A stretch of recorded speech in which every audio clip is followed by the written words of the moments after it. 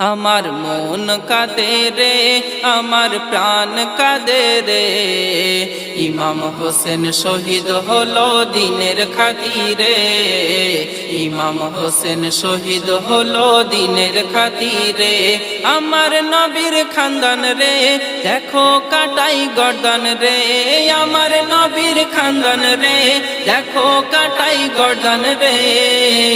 ইমাম হোসেন শহীদ হলো দিনের খাতিরে।